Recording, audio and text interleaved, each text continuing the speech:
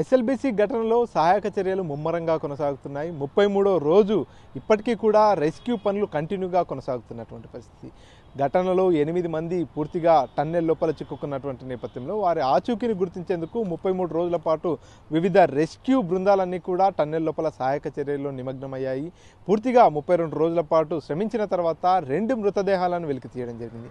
మిగతా 6 మందికి సంబంధించినటువంటి ఆచూకీ కోసం నిరంతరంగా రెస్క్యూ పనులు కొనసాగుతున్నటువంటి నేపథ్యంలో ఈరోజు మరొక కీలక పరిణామం చోటు చేసుకుంది.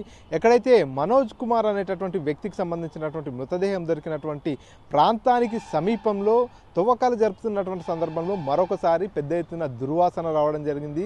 సో ఈ నేపథ్యంలో అక్కడ మరొక మృతదేహం ఉన్నట్టుగా కూడా రెస్క్యూ టీమ్స్ అంతా కూడా గుర్తించడం జరిగింది.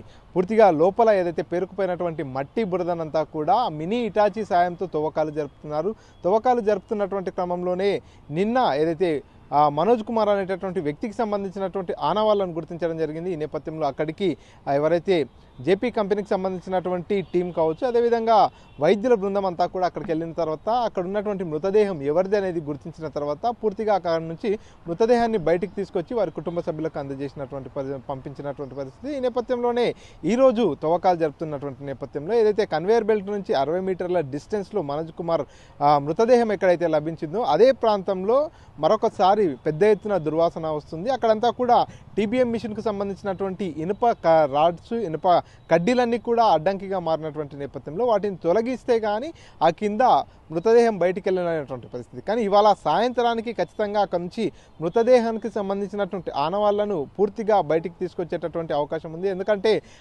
ఏదైతే లోకో ట్రైన్కి సంబంధించినటువంటి ఇంజన్ ఏదైతే ఉందో మట్టిలో కూరుకుపోయింది. అది కూడా పూర్తిగా పెద్ద ఎత్తున 250 మీటర్ల మేర కూడా మట్టి అంతా కూడా కూరుకుపోయినటువంటి నేపథ్యంలో ప్రమాదం జరిగినటువంటి సందర్భంలో లోకో ట్రైన్కి సంబంధించినటువంటి ఇంజన్ కూడా అక్కడే ఉండిపోయింది. అక్కడే పూర్తిగా ఈ మట్టి బురద లోపల కూరుకుపోయినటువంటి పరిస్థితి. ఈ నేపథ్యంలో అక్కడ తవ్వకాలు జరుపుతుంటే లోకో ట్రైన్కు వెనక భాగంలో మనోజ్ కుమార్ మృతదేహం కనిపించింది. ఇప్పుడు ప్రస్తుతానికి లోకో ట్రైన్ పరిసర ప్రాంతాల్లోనే తవ్వకాలు జరుగుతున్నాయి. అక్కడ పెద్ద ఎత్తున దుర్వాసన వస్తున్నటువంటి నేపథ్యంలో అక్కడ నుంచి పూర్తిగా ఒక మృతదేహాన్ని అయితే వెలికి తీసేటటువంటి అవకాశాలు చాలా స్పష్టంగా కనిపిస్తున్నాయి.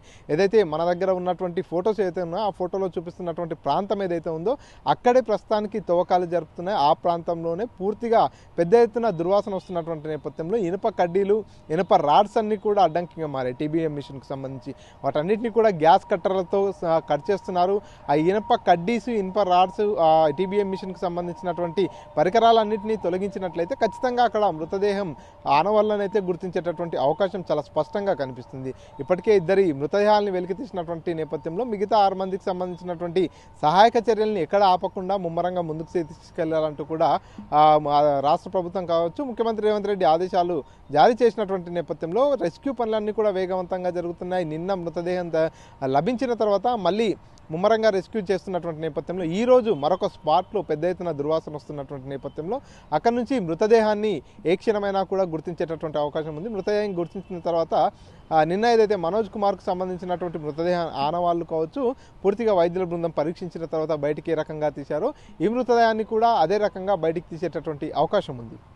ఇది ఎస్ఎల్బీసీకి సంబంధించిన latest update. Camera person nursing రెడ్డితో మణికంఠ, ఆర్టీవీ, మహబూబ్ నగర్. మరిన్ని వీడియోస్ కోసం ఛానల్ ని సబ్స్క్రైబ్ చేయండి. లేటెస్ట్ అప్డేట్స్ కోసం వాట్సాప్ ఛానల్ ని ఫాలో అవ్వండి. ఆ లింక్ డిస్క్రిప్షన్ లో ఉంది.